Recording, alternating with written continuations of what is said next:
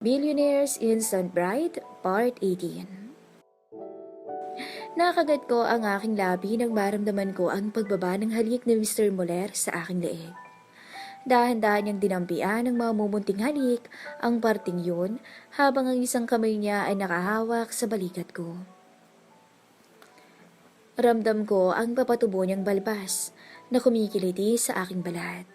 Na tila gasolina ang mas nagpapatindi sa apoy na naglalagablab sa kaloob-looban ko. Kumawala ang mahina ngunit mahabang ungol sa aking bibig nang sinimulan niyang sipsipin ang aking leeg na para bang isang bampirang hayok na mainom ang aking dugo. Sir, sambit ko sa ngalan niya nang maramdaman ko ang panggigigil niya kung paano niya kagat-kagati ng leeg ko. Gusto kong itulak ang mukha niya palayo. Gusto kong tumigil siya, pero katawan ko na mismo ang umaayaw. Katawan ko na mismo ang nagsusumamo na magpatuloy siya. Napapikit na lang ako at dinama ang sensasyong dala ng kanyang labi at bibig. Maya-maya pa ay naramdaman ko ang kanyang dila na nilalasap ang aking leeg paitaas sa aking panga hanggang sa dumikit ang labi niya sa aking tenga. I want you, Christine. I fucking want you right now. Sensual niyang bulong at kinagat pa ang pang-ibabang dulo ng aking tenga. Nanginig ang katawan ko sa ginawa niya. Sobrang init ng dating noon para sa akin. Kahit na wala pa akong kahit na anong karanasan sa mga ganito, ay alam ko sa sarili ko na naaapektuhan ako sa ginawa niya.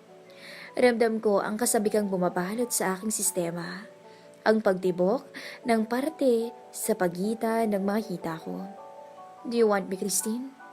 Muli niyang bulong sa akin bago dinampian ng halik ang aking leeg. May kung anong bumara sa lalamunan ko nang sasagot na sana ako ng oo. Marahil nagtatalo pa ang katawan at isipan ko kung tuluyan nga ba akong magpapasakop sa init na nararamdaman ko o ititigil ang ginagawa naming ito lalo na't hindi ko alam kung ano ang mangyayari sa amin pagkatapos ng tagpong to. Answer me. Napasinghap ako ng dilaan ni Mr. Moller ang aking leeg pababa, sa aking dibdib, sa parte kung saan nagsisimula ang linya sa pagitan ng aking dibdib. Sir, shh, bulong niya sa akin bago binatong ang hintuturo sa aking labi. Pagkatapos ay tumitig siya sa aking mga mata. Nag-uumapaw ang pagnanasa sa kulay asul niyang mga mata. I'll take that as a yes. Nakangisi niyang dagdag bago muling inangkin ang aking mga labi.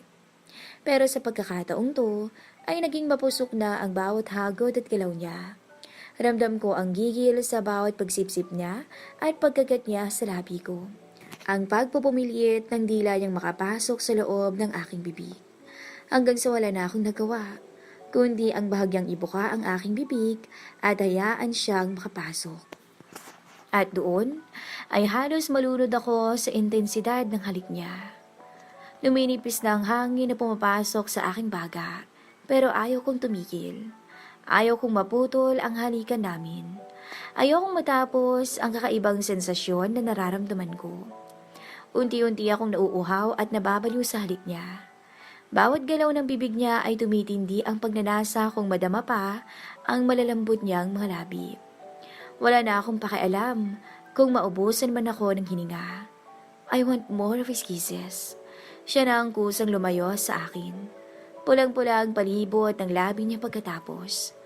Marahas na nagtataas baba ang kanyang malapad na balikat habang nakapinta sa kanyang mukha ang isang sabi at mapaglarong ngisi. Do you want to do it? Tanong niya bago muling lumapit sa akin kasabay ng pagdikit ng katawan niya sa katawan ko. Dama ko na ang init ng katawan niya kahit pa may mga damit pa man kami.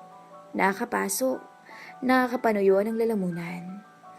Inamoy niya ang liig ko kasabay ng dahan-dahang pagbaba ng kamay niya sa aking baywang. Dama ko ang pagdiin ng palad niya sa gawing yun.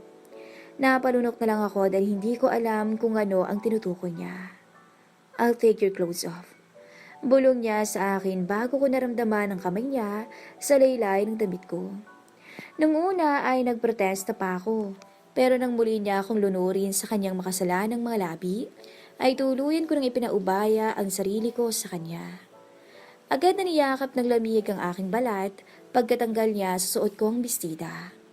Ang tanging naiwan na lang ay ang dalawang maliliit na tela na nagkukubli sa aking dibdib at kasilanan. Niyakap ko ang sarili ko upang labanan ang lamig at itago ang katawan ko mula sa kanyang mga mata. Ramdam ko ang pag-akyat ng dugo sa aking pisngi dahil sa kahihiyan. Ito ang unang beses na may makakakita sa akin na ito lamang ang kasuotan. Don't cover it. You're gorgeous. Pabulong niyang sabi bago inilapit ang kanyang muka sa aking dibdib. At ilang sandali lang ay naramdaman ko ang paghalik niya rito. Dahilan para mapasinghap ako dahil sa gulat at kiliting hatid ng mga labi niya. Your body looks so damn fine. Dagdag niya kasabay ng tuluyan niyang paghawi sa mga braso ko.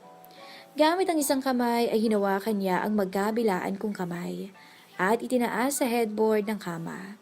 Sir, I don't think Hindi ko natuloy ang sinasabi ko nang dilaan niya ang linya sa pagitan ng malulusog kong dibdib.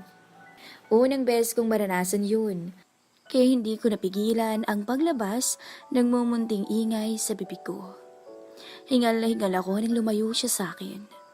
Sobrang init ang mukha ko dahil sa iyang nararamdaman ko, lalo na nang tumitig at ngumisi siya sa akin. Take it off, Christine. Matigas niyang sabi sa akin bago inabot ang aking bra. Take this thing off or I'll do it myself. Dagdag niya bago niya muling inilapit ang mukha niya sa katawan ko at sinimulang halikan ng aking tiyan. Ang dami kong gustong sabihin at gawin pero hindi ko magawa dahil hindi ko rin alam kung papaano. Nakahiga lang ako habang unti-unting nalulunod at nababaliw sa init at sarap ng sensasyong unang beses ko lang naramdaman. So you wanted me to take it off, ha? Anya bago naglandas pa itaas ang kanyang mga labi hanggang sa tumapat to sa aking dibdib. Dali-dali niyang pinagapang ang kanyang kamay sa aking likod at tinanggal ang hook ng aking bra. At ilang saglit lang ay tuluyang nakalaya ang aking dibdib na agad niyang sinungkapan. Napasinghap ako sa gulat nang lamunin ng mainit niyang bibig ang korona ng dibdib ko. Nalukot ang mukha ko dahil hindi ko alam kung ano ang mararamdaman. Nang unang mga sandali ay hindi ko magawang maging komportable sa ginagawa niya. Pero sa paglipas ng ilang segundo ay natagpuan ko ang sarili ko na napapakapit sa kanyang buhok habang dumadaing sa sarap. Nakakabaliw ang sensasyon na dala ng mainit at madulas niyang labi. Pabilis ng pabilis ang paghinga ko dahil sa tindi ng sensasyong nararamdaman ko. At mas tumindi pa yun nang ang kabila naman ang pagdiskitahan niya at paglaruan. Tanging daing at pagsabunot sa buhok niya na lang ang nagawa ko. You like it? Tanong niya sa akin nang bahagya siyang bumangon para tingnan ang mukha ko. Agad akong nag-iwas ng tingin, kisabay ng pag-iinit ng magkabila kong pisngi dahil sa hiyang nararamdaman. Hindi ko po alam. Sagot ko sa kanya sabay takip sa bibig ko.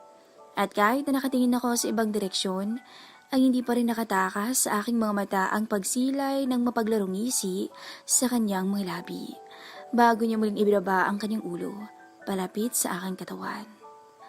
Look at me, Christine. Look how I take your panty off. Mapang-akit niyang sambit, bago ko naramdaman ang pagtama ng mainit niyang hininga sa aking gitna. Look, giit niya. Nakaka-hypnotismo ang boses niya. Kaya natagpuan ko ang sarili kong dahan-dahang tumitingin sa kanya. Nagtagpo pa ang aming mga mata bago siyang umisi, sabay kagat sa strap ng panty ko. At gamit ang bibig niya ay dahan-dahan niya yung hinila pa ibaba, hanggang sa tuluyang lumantad ang aking kasilanan. Tatakpan ko na sana yun, pero agad niyang pinigilan ang mga kamay ko. Mapanukso siyang gumisi. Sir, huwag niyo namang tingnan.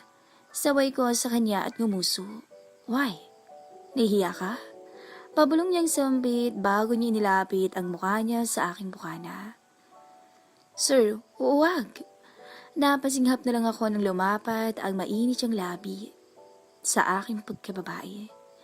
Hindi niya ako binigyan ng pagkakataon na makapag-react at makapag-adjust sa kakaibang sensasyong dala ng ginagawa niya. Tinuloy-tuloy niya to. Pakiramdam ko'y isa akong maliit na kunehong nilalapa ng isang gutom na leon. That's it, Christine. Mauna. Anya habang patuloy lang sa kanyang ginagawa. Napaliyad na ako sabay kapit sa ulo niya dahil sa labis-labis na sarap na nararamdaman ko. Tingin ko'y parang sasabog din ako sa gitnang bahagi ko. Para akong maiihi na ewan. Sir, nakaramdam ako ng pagkataranta nang maramdaman ko na parang may kung ano sa pagkababae ko. At nakagat ko na lang ang labi ko nang hindi niya ako pinakinggan. Kahit na itinutulak ko na ang mukha niya palayo, ay hindi pa rin siya tumitikil. Hanggang sa hindi ko na napigilan ang sarili ko. At tuluyang sumirit ang kanina ko pa pinipigilan. Pero taliwas sa karaniwang nararamdaman ko tuwing umiihi, ay binalot ng sarap at kiliti ang katawan ko. Sunod-sunod na hiyaw ang kumawala sa bibig ko kasabay ng unti-unting pagtakas ng lakas sa aking katawan. Lumuwag ang pagkakahawak ko sa buhok niya hanggang sa lumupaypay na lamang ako habang habol-habol ang aking hininga. Your taste sweet. Sambit niya bago siya pagapang na pumaibabaw sa akin. At doon ko lang napansin na wala na pala ang tuwalyang nagkukubli sa kanyang ibabang katawan. But it would be unfair if you're the only one who'll come. Dagdag niya, bago pinisisyon ang katawan sa pagitan ng mga hita ko. Nanlaki ang mga mata ko nang makita ko ang tigas sa tigas niya at napakalaki niyang alaga. Muling bumalik sa akin ang unang gabi na magkatabi kami. Walang duda, yun nga ang nakapako. Gabraso sa laki at haba. Napalunok ako at nabalot ang takot. Hindi naman kasi ako tanga para hindi malaman kung ano ang susunod niyang gagawin. Sir, I don't. Hindi ko natapos ang sinasabi ko nang siilin niya ako ng halik kasabay ng paglingkis niya ng mga hita ko sa palibot ng baywang niya. Dahilan para dumikit ang naguhumindig niyang kahabaan. Ramdam ko ang init at tigas noon sa aking tiyan. Napamura na lang ako sa isipan ko dahil hindi ako makapagsalita dahil sa paghalik sa akin ni Mr. Moller. Hindi ko masabi-sabi sa kanya na ito ang unang beses ko. Nabirhin pa ako. Nanlamig na lang ako nang maharamdaman ko ang pagkatok ng ulo ng alaga niya sa aking lagusan. Sir, wait! Halos lumuwa ang mga mata ko nang maharamdaman ko ang unti-unting pagbaon ng kanyang alaga. At napahiyaw ako sa labis na sakit. Hindi ko na napigilan ang mapadaing dahil sa tindi ng sakit na mabilis kumalat sa buong katawan ko. Napaluha na ako habang pilit siyang itinutulak palayo. Sir, stop! Please! Kitang-kita ko ang panlalaki ng mga mata niya habang napatingin sa akin. Christine? Don't tell me. Maluha-luha akong sinalubong ang mga mata niya. Bago marahang tumango. Please, pull it off, sir. Namamaos kong sambit habang mahinang humahalinging.